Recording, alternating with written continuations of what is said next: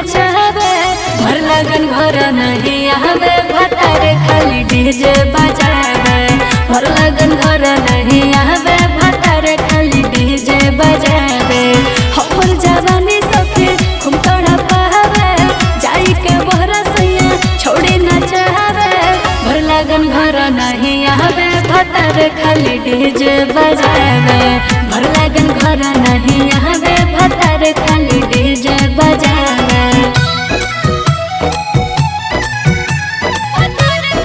Music by विकास राज सीतामढ़ी।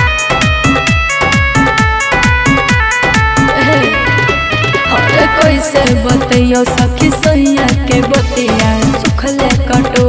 हमर सारी रतिया हम तो तौर हो गइयो अरे कैसे बतियो सखी सैया के बतिया सुखले कटो हमर सारी रतिया सुन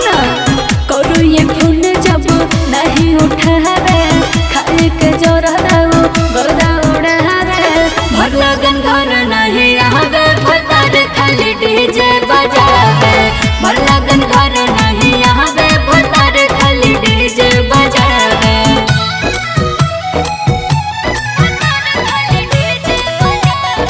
म्यूजिक बाय विकास राज सीतामढ़ी। ए सखी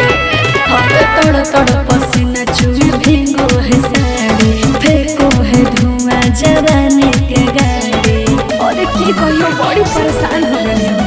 हरे तोड़ तोड़ पसीना चुई भीगो है साड़ी फेंको है धुआं जवानी के गाड़ी सखी के रहे रहे तो भोलम बढ़ाई के मूड बनावे भर लगन घर नहीं आवे भतार खाली डीजे बजावे भर लगन घर नहीं आवे भतार खाली डीजे बजावे।